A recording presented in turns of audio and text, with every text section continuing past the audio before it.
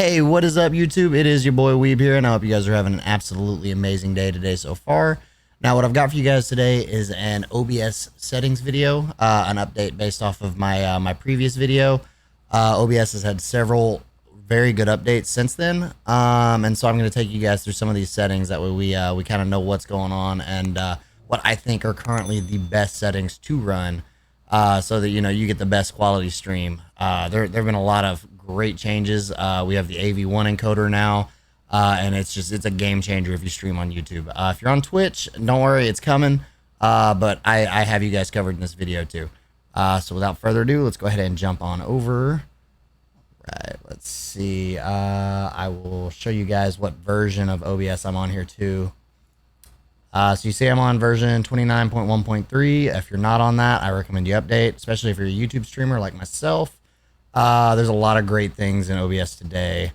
Let's go ahead and jump straight into settings here. First, I'm going to go ahead and jump into recording.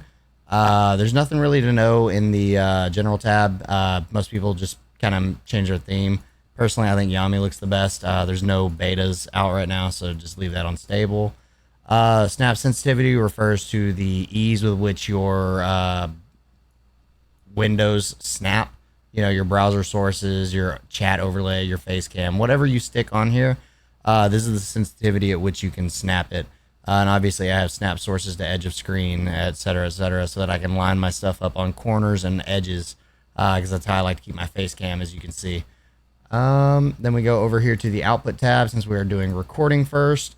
Recording path, that's going to be wherever you keep your recordings. You can just leave this on standard. Recording format, I highly recommend you guys use .mkv. Some people are gonna be like, oh well, my software, my editing software doesn't support that. Bro, trust me, I got you covered. Record in .mkv. .mkv ensures that if you're recording, whether it's a gameplay or a video or whatever, if something happens, OBS crashes, or say your computer shuts off, you lose power, whatever, .mkv has you covered. Your video will save all the way up until where the crash occurred, and then you can just resume from there. Now, if you record in .mp4, you do like a 3-hour gameplay, and your OBS or your computer or whatever crashes midway into that 3 hours, or whatever at the end of that 3 hours before you can do anything, that whole file is corrupted because you did not hit stop recording. That .mp4 file is corrupted and unusable. You cannot recover it. Nothing you do will salvage it. So that's however long you were playing, hour, 2 hours, 3 hours, all that's gone. You got to start over, do it all over again. If you record in .mkv right here, then you can sit here, and at the end of the day, you can go in here to Remux recordings. You can select that recording. I'm gonna go to videos, say like I wanted to do this. I could click on this, and look at that target file. It puts it right there in .mp4, and I can hit Remux. Look how fast that is. That's a 4 gig file, and it just did it like that. So trust me, .mkv, it is the way to go. You can even automate it in here. I believe it's in the advanced tab. Right here, recording. Your file name format, override if something already exists with the same name. Automatically remux to .mp4. I do it manually. That's just my preference. But if you just want to automate the whole process, you can record in .mkv, and as soon as you're done recording, it will automatically remux it to .mp4. You don't have to do a thing. So once again, highly recommend .mkv. Do it. Trust me, it will save your life, because everybody thinks it's not going to happen to me until they're 3 hours deep in a Let's Play series and suddenly their whole computer dies. And now that whole gameplay is lost. Video encoder. I do NVIDIA NVENC HEVC because I play games in HDR. Now, when I'm playing games that don't have HDR compatibility, I use AV1. But because I do HDR, I use HEVC. No matter what encoder you're using, that's not going to change your settings that you're about to use. Now, if you don't have an external GPU, you're running on a laptop with integrated graphics, more than likely you're going to use X264. I think Intel has some Intel encoder. I don't know how well that works. Generally, when you don't have an external GPU plugged in, you're like a an NVIDIA series or an AMD series. Generally you're gonna do you're gonna do the X264. That runs off your CPU. It is software based, and it is not nearly as good as a GPU based encoder like the NVIDIA NVENC or the AMD. I don't remember exactly the name of it. It's AMD H.264, I believe. Something in between those. But anyways, I'm digressing. I have an NVIDIA GPU, so I use HEVC for HDR, AV1 for anything else. I will get into why a little bit later when I get into the YouTube SDR portion of this, why I use AV1 versus H.264. Anyway, moving on. Don't worry about audio encoder. That's not going to change. I don't rescale my output. There's no reason to rescale your output when you are recording whatever you're playing in, whether it's 1440p, 4K, 1080p, whatever. Record at the same resolution that you are playing in, because you don't have to worry about any upload or anything like that. You can use CQP down here, your CQ level. 14's for the highest quality, but the file size is gonna be a little bit bigger on that. If you want the best mix of quality and size, because you're conscientious, maybe you only have one hard drive, whatever, then use 17. Just for reference, a CQ level 14 gameplay, 1440p of Phasmophobia, 2 hours, that's about 100 gigabytes, between 100 and 130 gigs, depending on how long over 2 hours I run. One game of Call of Duty Warzone in CQP 14, it's about 20 to 30 minutes. That's about 32 gigabytes. So you're looking at like every 15 to 20 minutes is about 15 gigs on a game, depending on what game it is and how much the quality is, or how high the quality settings are. Your keyframe interval, it's 2 seconds. Preset, because you're recording, just do P7. If you're on a lower end card, maybe a 20 series, 16 series, then reduce as needed. If P7 doesn't work for you, reduce it down to about P6. If P6 doesn't work, try P5. P5 is generally pretty good for anything that's 20 series and above. I have a 4090, so P7 is what I roll with. Tuning, high quality, 2 passes, full resolution, look ahead unchecked, psychovisual tuning checked, GPU 0, and max B frames is 2. Audio tab, because we're recording, you don't need to, you can leave this at the whatever your base canvas is. I do 1440p, so I leave mine at 2560 by 1440. If you are downscaling for any reason, I recommend using the Lanczos filter, but you don't need to downscale for recording. It's just not necessary. All right, now let's go ahead and jump into Twitch here. So we're gonna go back to the stream tab. Service obviously is gonna be Twitch. I highly recommend you connect your account. It's just way easier, way simpler. Don't ever, if you do stream key, don't ever click show while you're live or recording or whatever. You don't want anyone to get your stream key. Do connect account. It's just the easiest thing to do. And go ahead and check this ignore streaming service setting recommendations box here. What this does is it tells that service provider, hey, I'm going to use my own settings. Don't alter anything on my transmission here.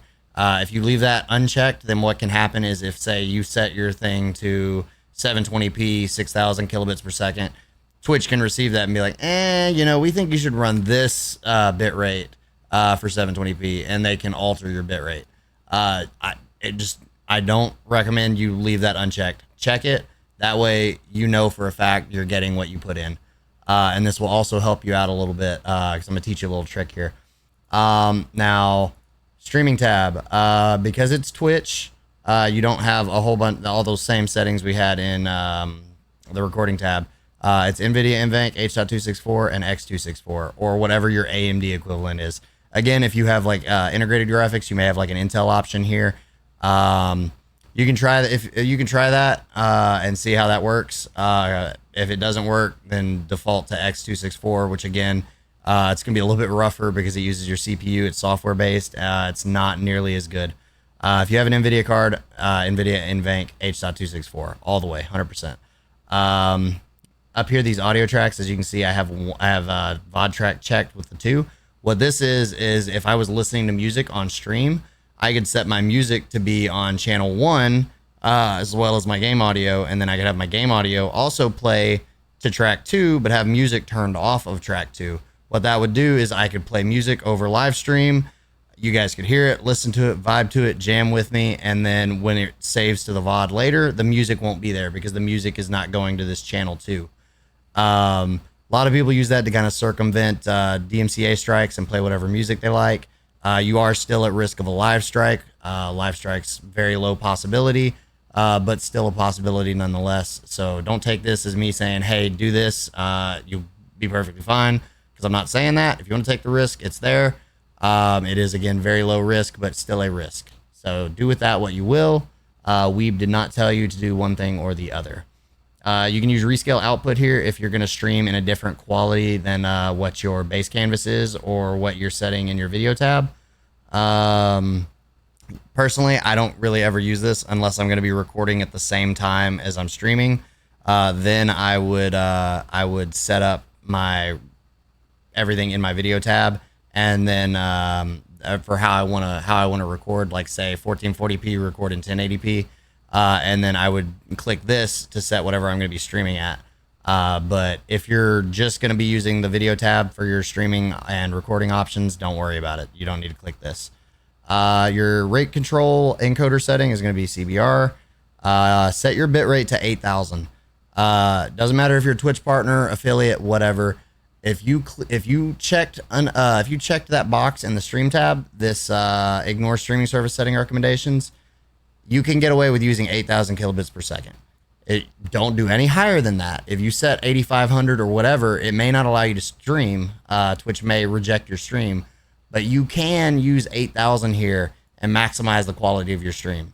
Trust me, I know there are a lot of rumors, partners get this, we don't get that, whatever.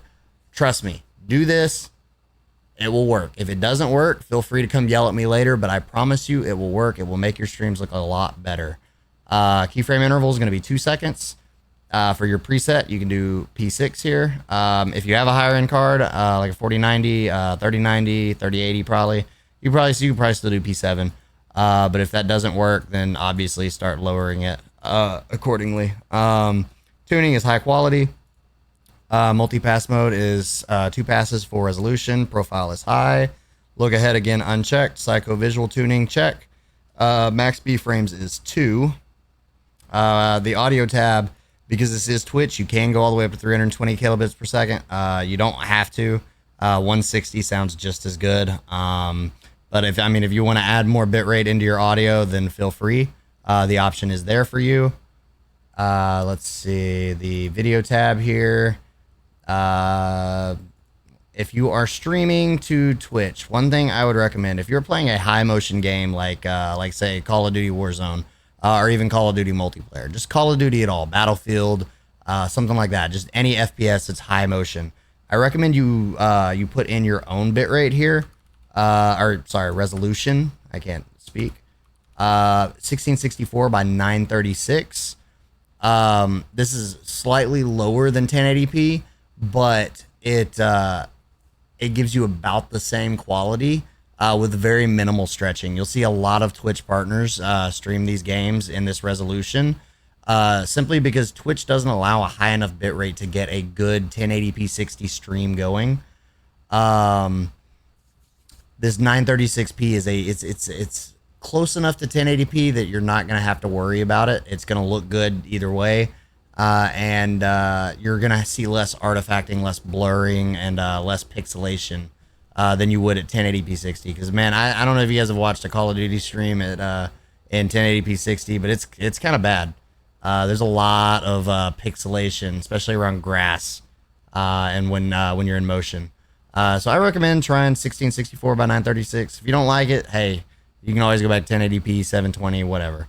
Your downscale filter is going to be Lanczos. Common FPS values is 60.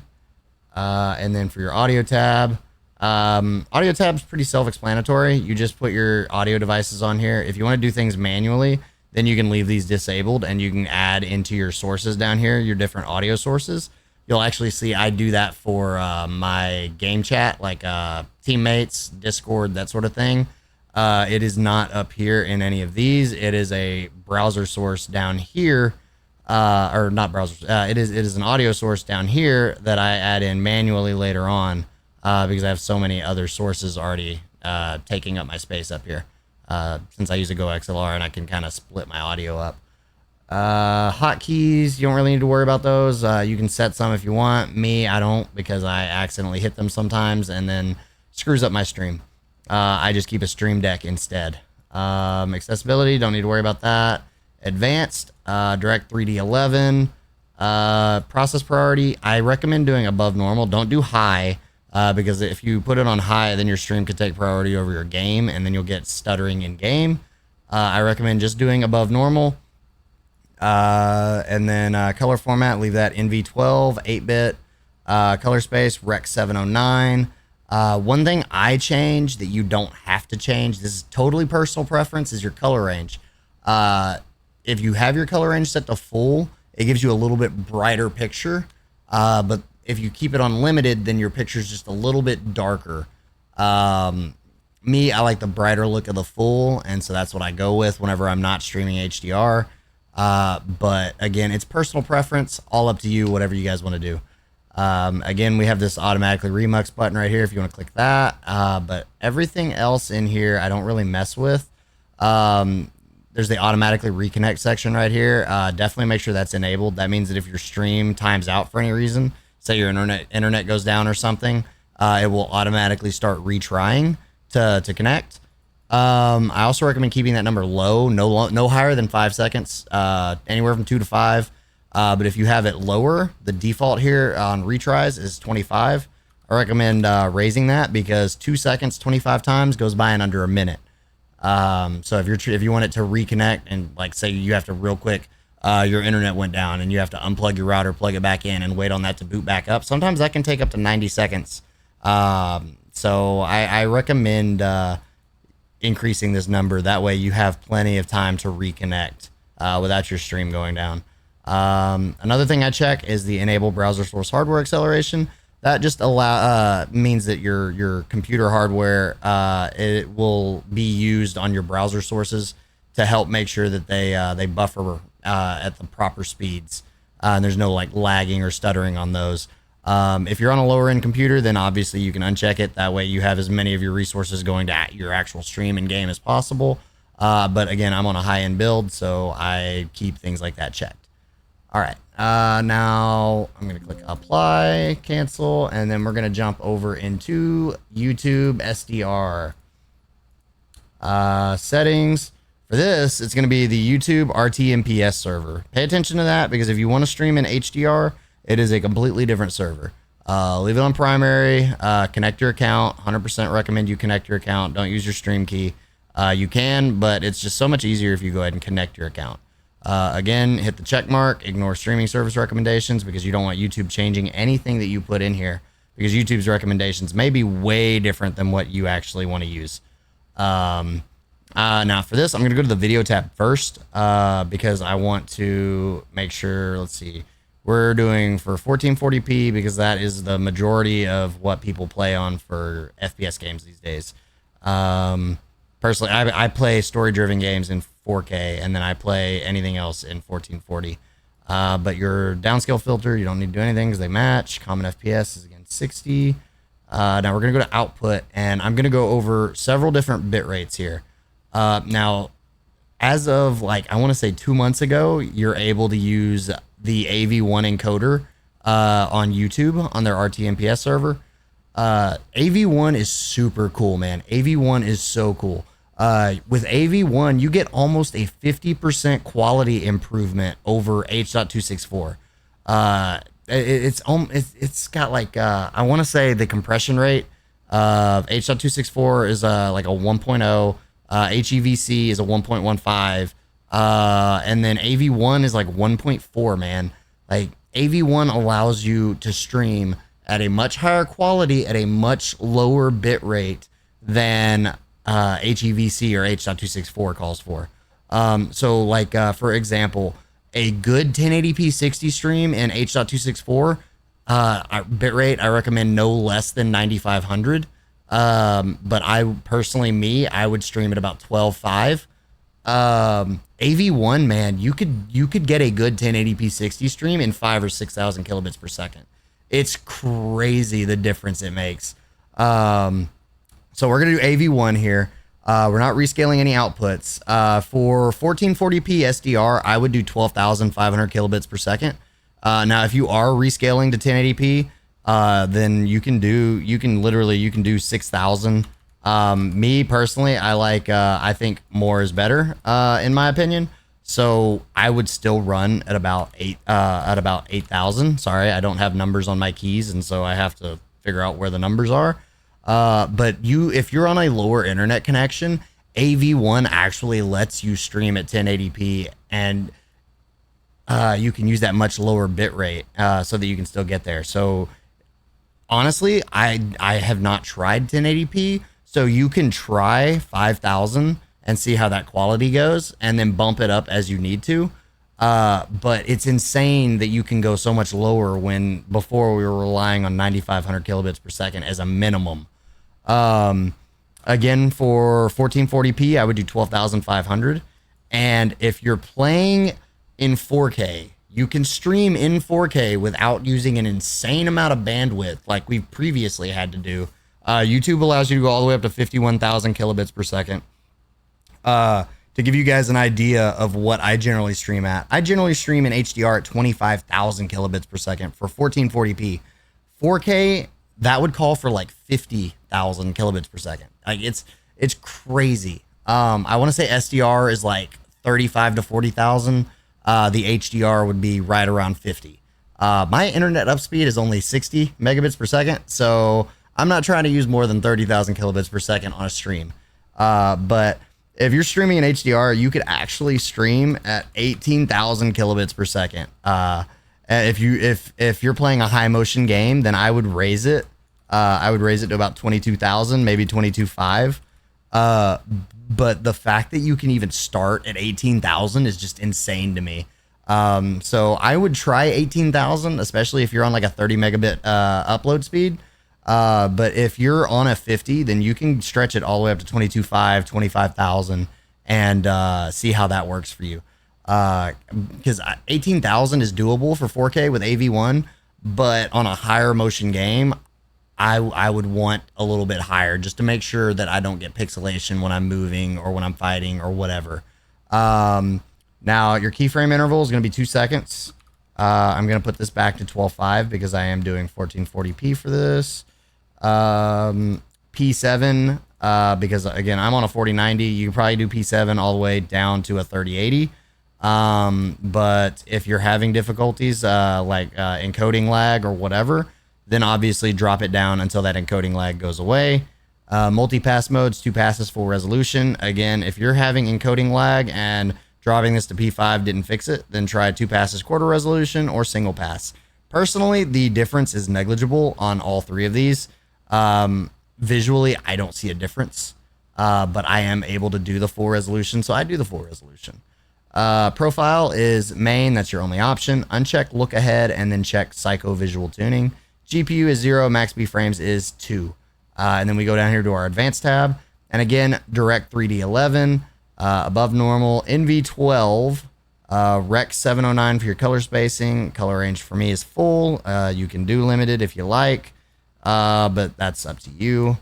Retry delay, I'm going to do 2 and 100 and click apply. All right. Now we're going to jump straight into HDR. So I'm just going to open my general profile. Let's see. Settings here. Stream. As you can see, this is the profile I generally use because there I am. So for this, we actually use a completely different server. You have to click show all, go all the way down and click YouTube HLS. That is the server you have to use if you're going to stream in HDR. For those of you who don't know what HDR is, it gives you deeper blacks, brighter whites. The color scheme is much deeper, much better looking in my opinion. So any game that has HDR capabilities, I tend to play in HDR because it just looks that much better. And being that I'm on YouTube, I'm able to stream it in HDR, and so that's what I do. Now, if I ever go into streaming 4K, I may jump over to the SDR side of things for those 4K games, simply because I don't have the internet stability and connection speed to support doing 4K HDR in HEVC, because like I said, I would have to be using around 45 to 50,000 kilobits per second at a minimum, most likely, and I don't want to do that. All right, so video, this is 1440p. Obviously, downscale is needed. This is YouTube, so you don't have to worry about bitrate. So there's no 936p or anything. It's just if you're playing in 1080p, do 1080p, dude. If you're not doing 1080p, you know, you're doing 1440p, perfect. YouTube supports that. YouTube goes all the way up to 4K. If your resolution, if you're downscaling, then use Lanczos. Always use Lanczos. Common FPS 60, obviously. Back into the output tab. Because we're streaming in HDR, we are using the HEVC encoder. That is NVIDIA's H.265 encoder. It supports HDR. You're only going to have this option in your recording tab or on the YouTube HLS server. You will not get it on Twitch. You will not get it under YouTube RTMPS. You will only find it under HLS. Now, for a minimum on high motion games in 1440p, I recommend 22.5. But if you want a little bit better quality, you can do 25,000. The way I do the math, you have your internet up speed minus 60 megabits per second. That's roughly 60,000 kilobits per second. Obviously, it's not exactly, but it's roughly there. I try to use anywhere from 40 to 50% of my internet upload speed on the stream. Obviously, you don't want it taking up more than 70% because you have your game using internet, you have Discord using internet, you know, you have your computer using internet all the time in the background. So you don't want to use more than 70% of your internet upload speed. A lot of people recommend you use that full 70%. I recommend not using more than 60%. So if your internet upload speed is 30 megabits per second, then I recommend streaming at a quality and a bit rate that is no more than like 17,000 kilobits per second. I mean, for that, you can get a good HDR stream in.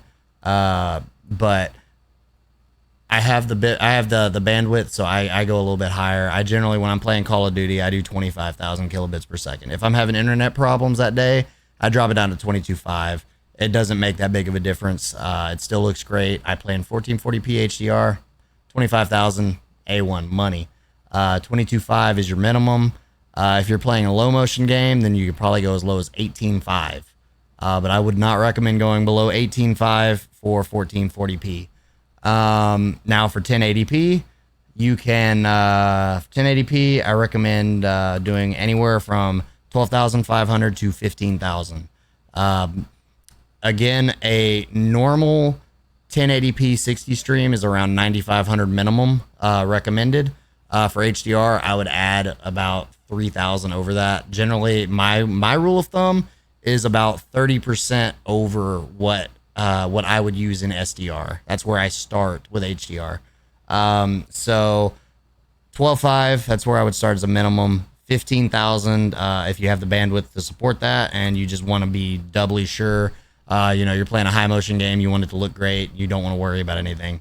15,000. Shouldn't need any more than that for 1080p.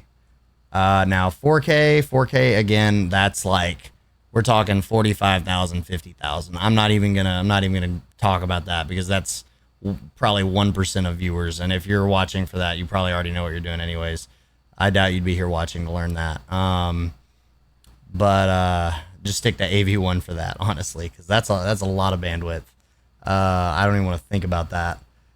So keyframe interval 2 seconds. Preset again P7. If you're 3080 or higher, any lower than that, you can try it and then go down as needed. You shouldn't have to go below a P5 unless you're running something older than a 20 series NVIDIA card. High quality, 2 passes full. Again, if dropping a P5 doesn't help you, then start dropping this. Try quarter resolution, try single pass. That should fix everything. Because we are doing HDR, profile's got to be main 10 because HDR is 10-bit colors.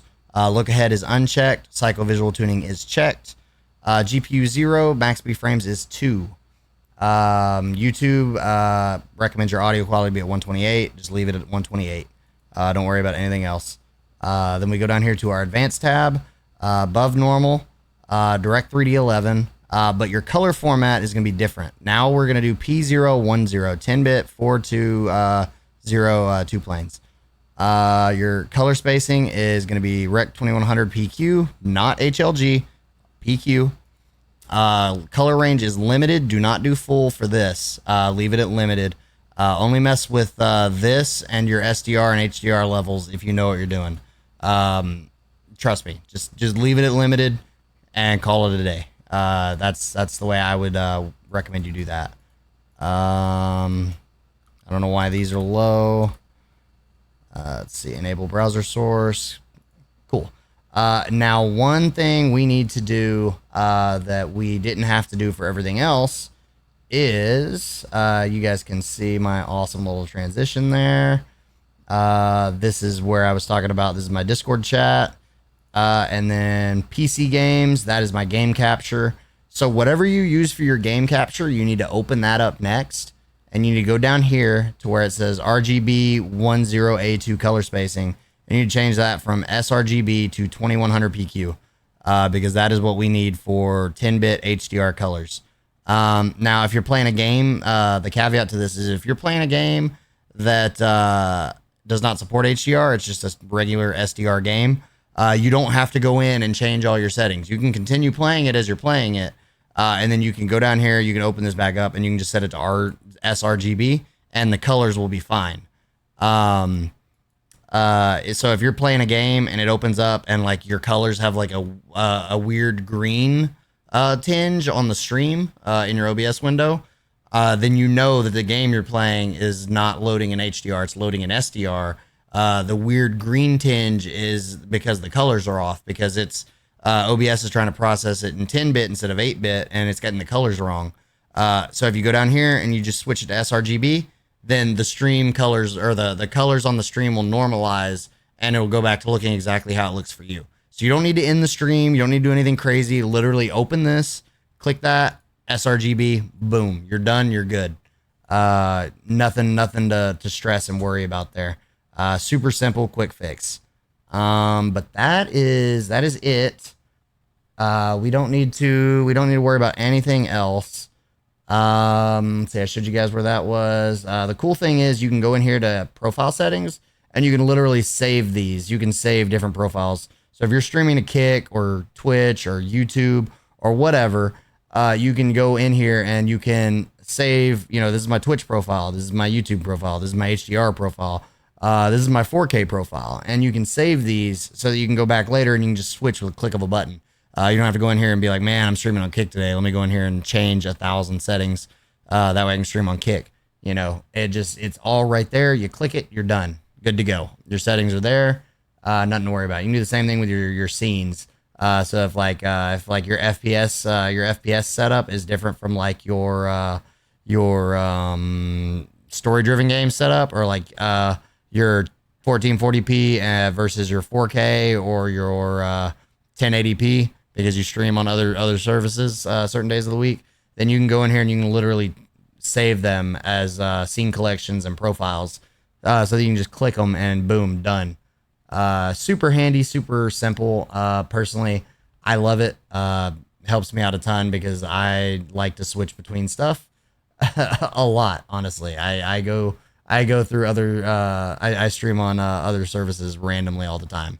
So anyways, that being said, you can also use the Twitch settings for Kick.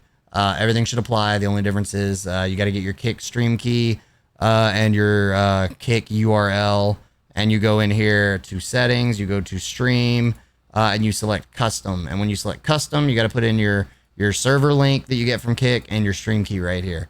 And then you don't need to click use authentication. Just put your server and stream key here. All right, so that covers the video. I hope you guys learned a lot. If you did, please hit that like and subscribe button down below. Helps me out a ton.